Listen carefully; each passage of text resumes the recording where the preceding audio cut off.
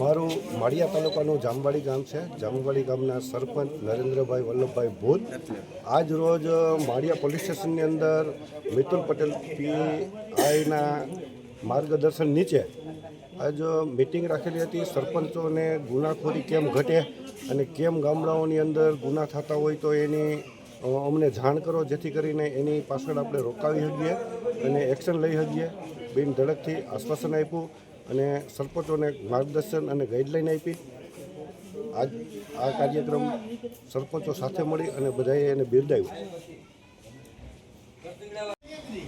તમને કોઈ ગામ સરપંચને એ રીતે હોય કે સાહેબ મને ધ્યાન નથી છેલ્લા 3 વર્ષમાં અથવા 5 વર્ષમાં 3 વર્ષ હોય તો મિનિમમ 3 છે ધ્યાન નથી સરપંચ હોય, કોઈ પણ સામાજિક હોય તો કોઈ પણ સમસ્યા હોય, લોકોને ગુનાકીય હોય કે અન્ય કોઈ પણ સમસ્યા હોય તો લોકોનો સામાન્ય લોકોનો પહેલો અપ્રોચ હોય તો એ ક્યાં હોય? સરપંચશ્રી પાસે હોય.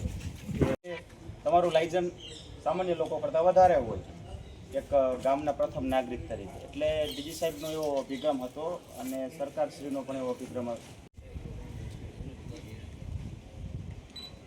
અહીંયા પાછળથી આવેલા સરપંચશ્રીઓ હોય.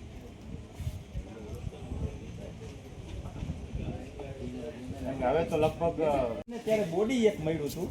બોડી છે એમાં કઈ રીતની છે તમારી પંચાયતમાં? બહુ ડીપલી તો ટીડીઓ સાહેબ વધારે કહી શકે, પણ મને જ્યાં સુધી માહિતી છે ત્યાં સુધી અકસ્માતને બાદ કરતાં બીજા બનાવો જે છે ને એ બનાવ ના નોંધાયેલા હોય ને તો આ પંચાયત તરફથી એ પંચાયતને ગ્રાન્ટ મળતી હોય છે કે જેમાં માણસ સામે ચાલી અકસ્માત તો ચલો એકવાર એવું કહી શકે એ બનતા બની ગયું, જેમાં માણસ બીજો ગુનો જે છે જેમાં સામે ચાલી મેચ કર્યો મને ખબર કદાચ આ કીધું એકલો આ ગામમાં મને તાલુકા મૂક્યો તો હવે હું લગભગ ક્યાંય તમારે ક્યાંય 47 પંચાયતમાં હું નો આસો ગણું. હા, આ નવા ગુનાઓ છે. આ આજ લગી નહોતા નોંધાતા ને હવે વધારો થયેલા ગુનાઓ છે.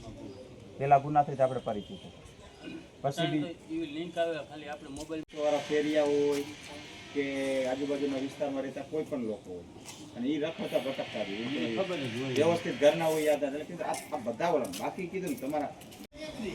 તમને કોઈ ગામ સરપંચને એ રીતે હોય કે સાહેબ મને ધ્યાન નથી છેલ્લા 3 વર્ષમાં અથવા 5 વર્ષમાં 3 વર્ષ હોય તો મિનિમમ 3 છે ધ્યાન નથી